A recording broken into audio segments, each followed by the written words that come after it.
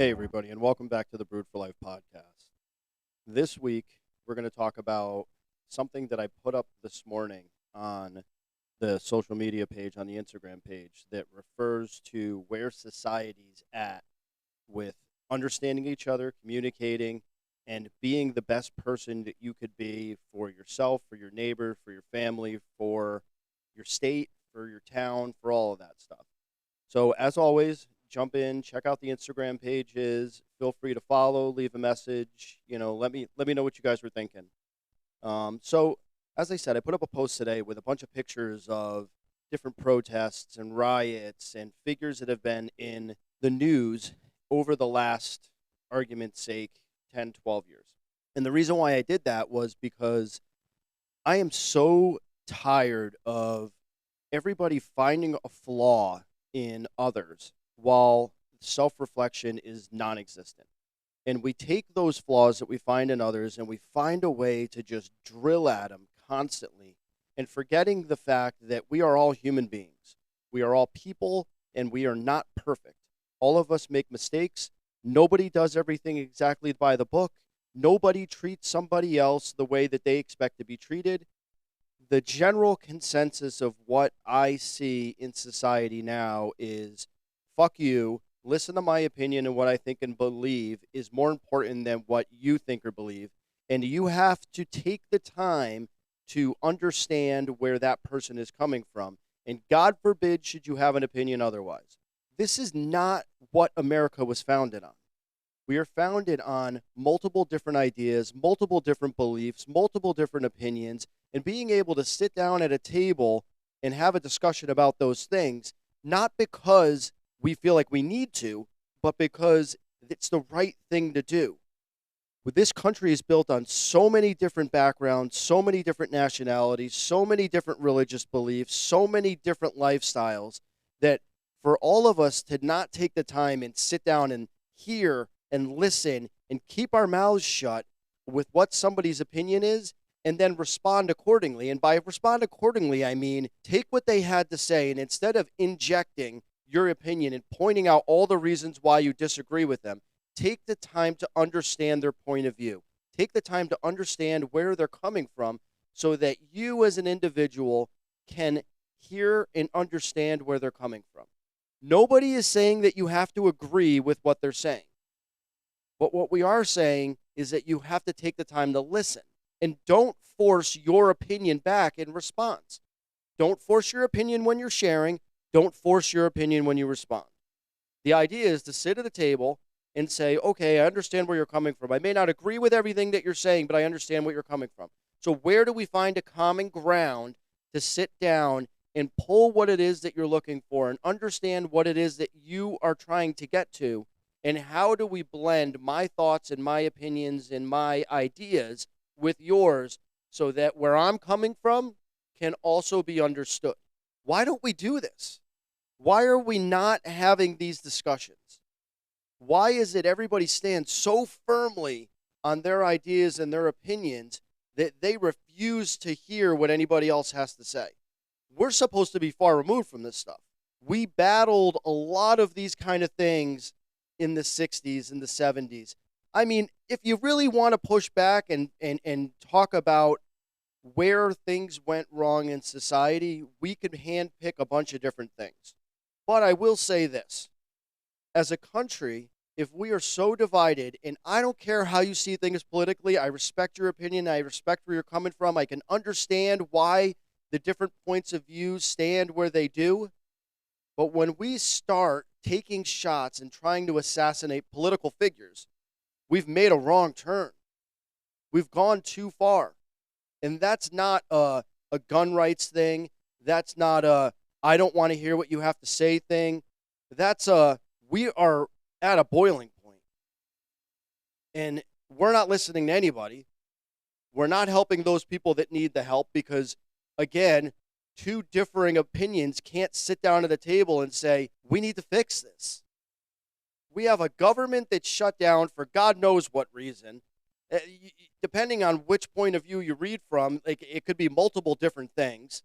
But at the end of the day, we have people that serve our country that aren't getting paid, and we're focused on If one side's focused on the fact that, they don't want health care, or we're wasting money building on the White House, and we have another side saying, well, we could have did this and we could have did that. Like, I don't give a fuck what it takes. Everybody needs to sit down at the table and fucking figure it out.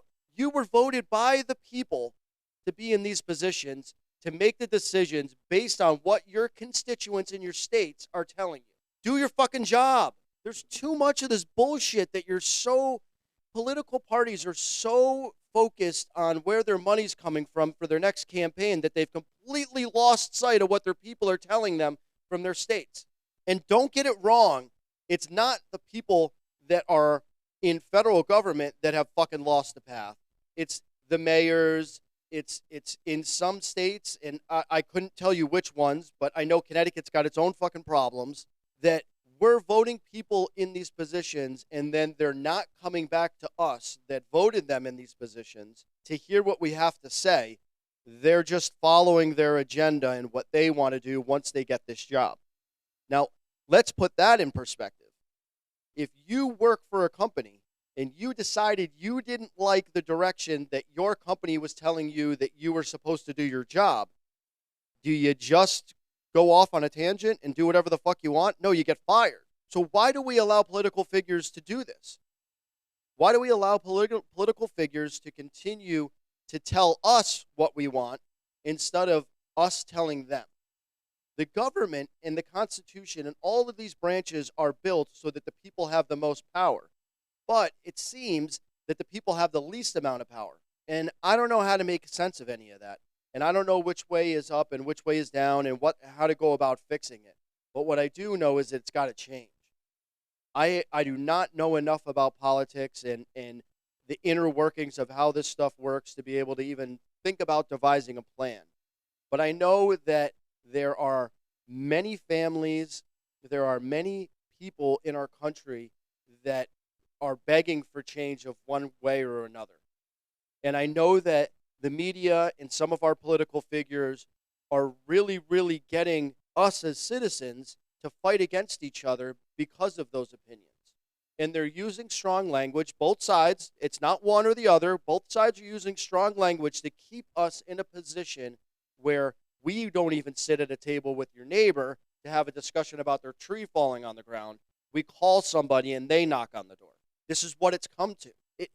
The country and society is so divided for so many different reasons that neighbors don't even have neighborly interactions anymore.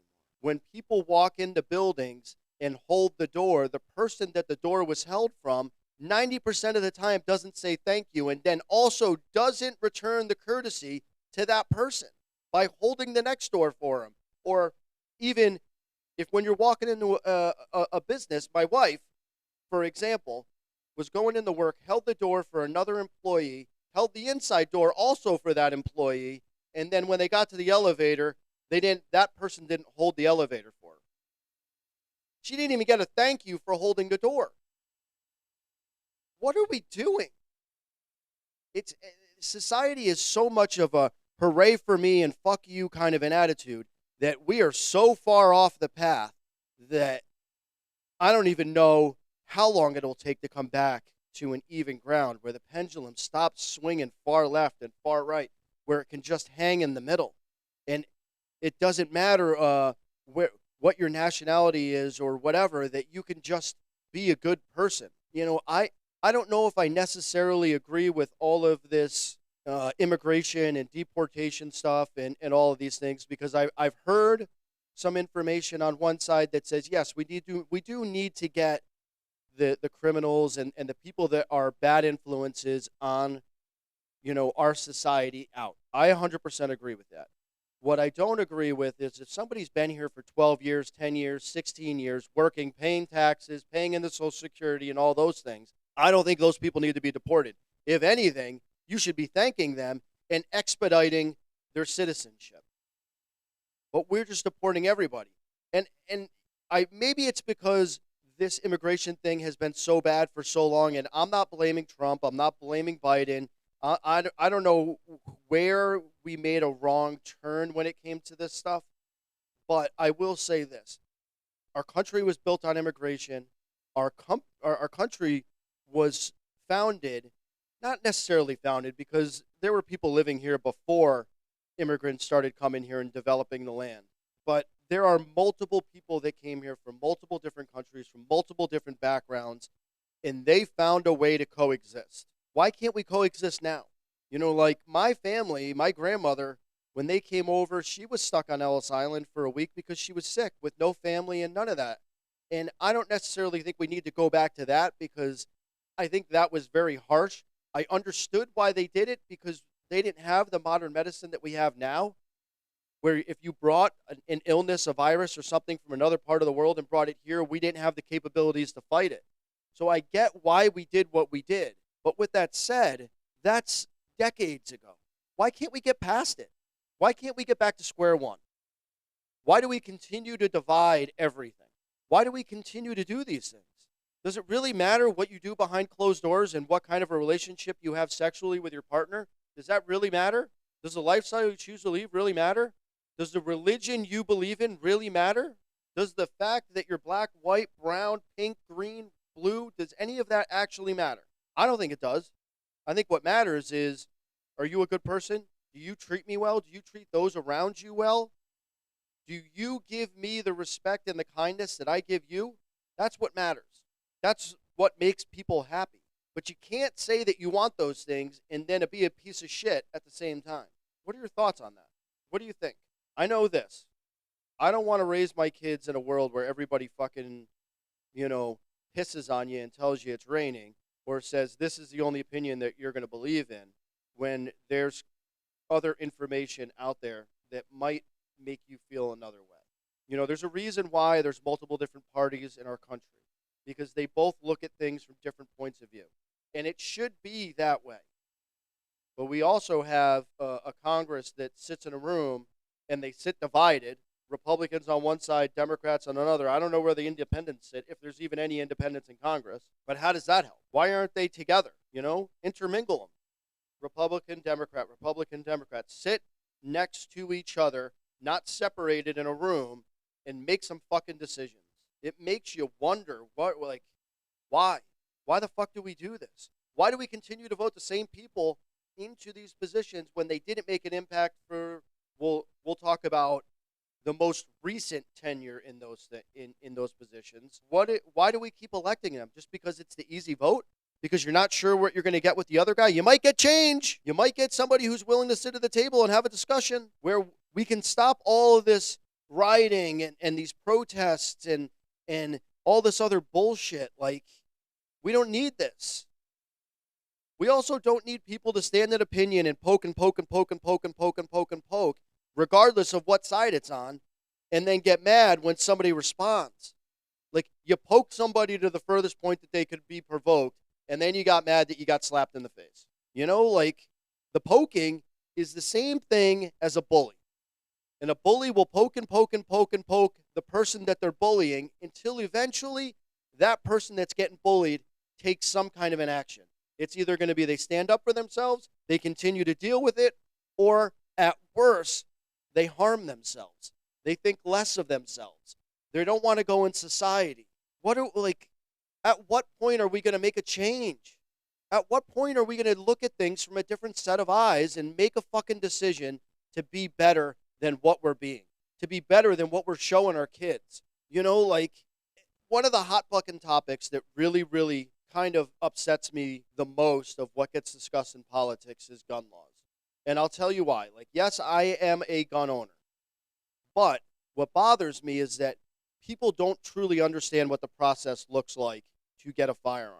And here in Connecticut, you fill out all these fucking forms, and you have to take a safety class, and you have to do all this shit. What they don't tell you is that when you apply for your firearm permit to be able to buy a firearm or ammunition or any of that stuff, is that your medical history is protected. You don't have to disclose it. So when they do a background check, they check to see if you've had any violent felonies or if you had any domestic violence charges or any of those kind of things. But they don't get to see if you have a mental illness. And if you don't put it on the fucking form, they don't know. They don't want to talk about that, though, right? I agree that some of these people have been bad firearm owners and their firearms have not been locked up safely, or they have been, but they allow everybody in their house to understand how to have access to those firearms. That's wrong. You know, like, there are two people that have access to my firearms, and it's me and my wife. And that's how it has to be. Nobody else gets access to those things. The only reason why my wife has access to it is because that safe is also holds all of our documents, our passports, birth certificates, social security cards. All those things are locked up in there because it's the safest place in the house. But does it not blow your mind that that has never come up once in a discussion? That if you don't disclose your, mental health issues, or that you've been diagnosed with this, and this, if you don't disclose it, they won't know it. So if you want to change gun laws, then there needs to be a box on that application that says you are willing to have your background checked for any of these medical issues, depression, anxiety, any of those things. Nobody wants to talk about that, though. How's that for mind-blowing? People who aren't gun owners don't understand what the process looks like. That's why the people that own guns push back so hard, because it's not like they just hand you a firearm. It's not the 70s anymore where you can walk in the Walmart and buy a rifle and ammunition and walk out. Those days are over. You do have to go through a process, and it costs you several $100s to be able to get your permit that you have to renew every 5 years. But if you've been diagnosed with any of those mental illnesses, you don't have to disclose that. There's a spot on the form for it trying to tell you that you need to fill it out, but if you don't, they won't know. I don't have any of those medical things, so mine was blank. But somebody who does could also turn the form in blank. And HIPAA protects all of that information. Wrap your head around that stuff. This is what I mean by, like, people don't look into things. They just read the headlines and they believe what they're going to fucking believe. And that's fine if you want to live that way. But that doesn't mean that you can have an argument or a disagreement with somebody. Try to speak intelligently on it when you don't know everything. I do firmly believe that if you have any of those mental illnesses, then maybe you need to be in a position where when you apply for a firearm permit, or change the way the law is written right now, and everybody that owns a permit needs to have that background check done in order to retain their permit for renewal. There's ways around it, and there's ways to get it addressed. But guess what? It probably won't happen, which is mind-blowing to me, because we all went through COVID, and you had to disclose whether or not you had your COVID vaccination in order to be able to just be in society. To go to dinner, to go to work, to do any of these things, you needed to show your card that showed that you had your COVID vaccination. So if you're willing to do that, you're willing to, and people openly admitted it, what would be so hard about allowing your medical history for any psychological problems to be a part of that process? Did you know that you can own a permit and go and buy alcohol, but you can't have your medical card and also have your permit? How does that make any sense? There are a lot of different things that don't add up, and there's reasons why they don't do it, but we don't get to know those reasons. And I firmly believe that. I firmly believe that. I don't have an explanation as to why. There's a reason why they must do what they do. So thank you guys for listening this week. Please, please, please check out the Instagram pages. The Brewed for Life podcast, Baines Brewing. Please jump on there. Let me know what you think. If you have any opinions, feel free to comment right ahead on Spotify. Hit me up on Instagram. Give me a follow. Check out all my stuff. And thank you guys so much for listening and following. I'll talk to you guys next week.